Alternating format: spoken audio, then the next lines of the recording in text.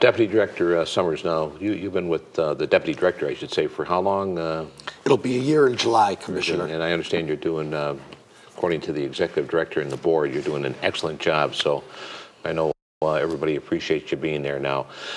Let's talk a little bit about what you just went through as far as your meetings with the various people that were responsible for making sure that the concepts were funded equally or adequately or whatever you want to call it. But I know there's always battle lines drawn because people think they should get more funding, but there's only so much funding, so much in that cup as far as money. So.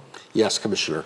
The number one goal of the HIDTA program in the Michigan HIDTA is to disrupt and dismantle drug trafficking and money laundering organizations in the Michigan region. That's what our program is supposed to do.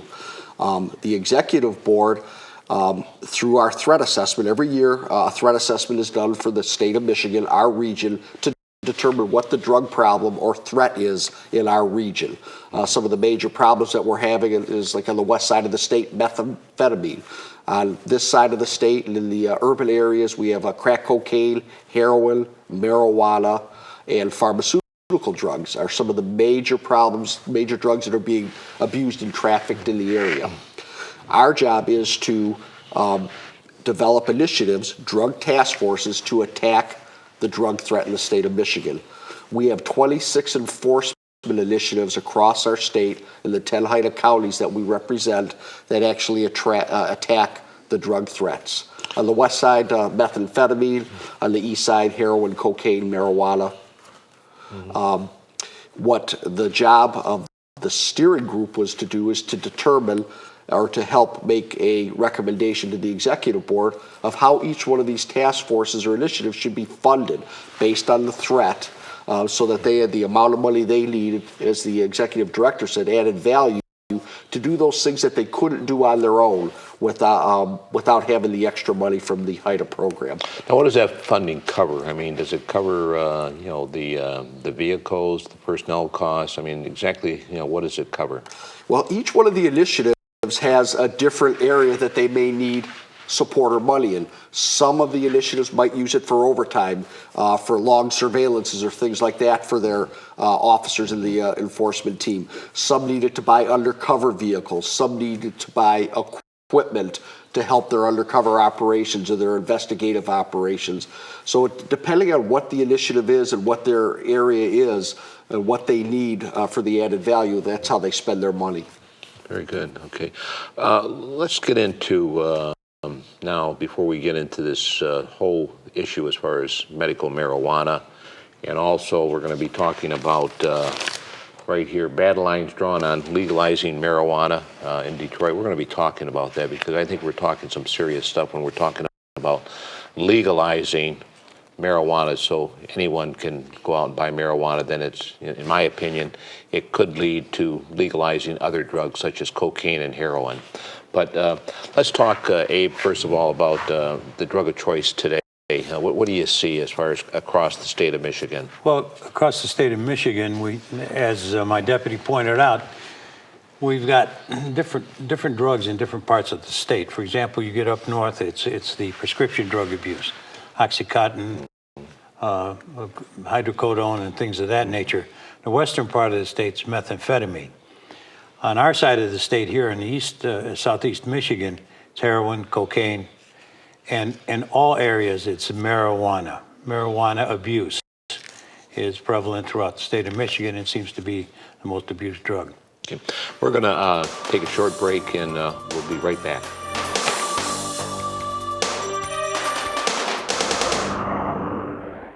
Tragedy it is to see you lost in your addiction. Reminds me of a story that someone told me.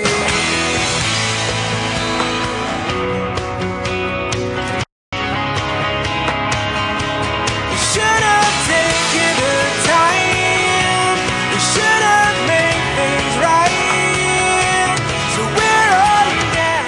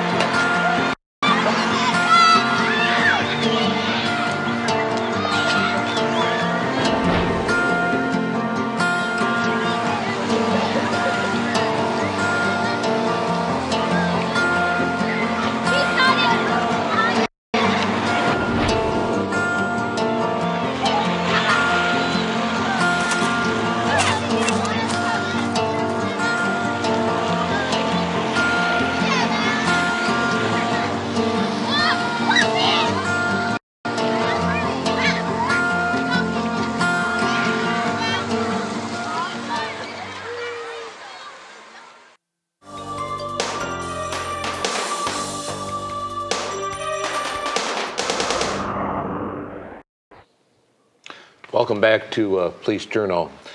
We're talking about the HIDTA initiatives, we're talking about illegal drugs, and we're talking about medical marijuana. I'd like to go back and let's talk about heroin. I worked narcotics in Detroit back in the 70s, and heroin was the drug of choice for the inner city, be it Detroit, Chicago, wherever. And you never seen it really out in the suburbs. I mean, at that time when I was there, most of the heroin was coming in from Mexico, and we went to Mexico and got the lab and went to the poppy fields and that. But Craig, what do you see today as far as in the area of heroin? Do you see that an increased use in heroin in the inner cities or in the suburbs, or where are we with heroin? Unfortunately, Commissioner, we have seen an upswing in the use of heroin, and it's in the suburban areas with the younger population. Not as much in the city, in the urban areas as it was in the past, but now out in suburban areas and younger people, 18, 17, 19 years of age, using heroin. It's a disturbing trend in the state of Michigan, and our threat assessment, as you know, has discovered that to be a problem, and it'll be one of the new issues that we'll be addressing in the future budget years.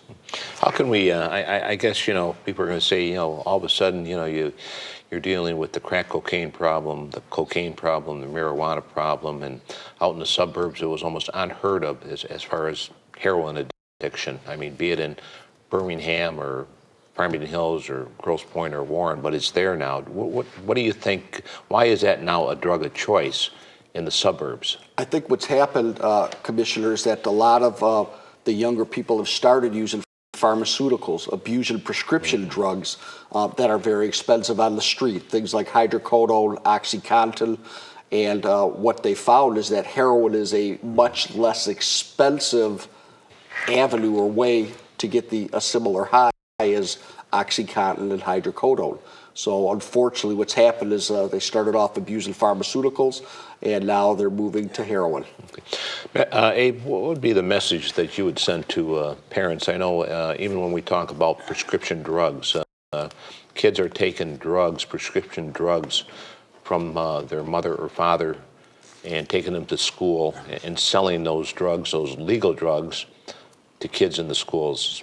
Well, for one thing, half of all the drug abuse in the United States, believe it or not, is caused by legally manufactured drugs that have become illegal because they've been diverted.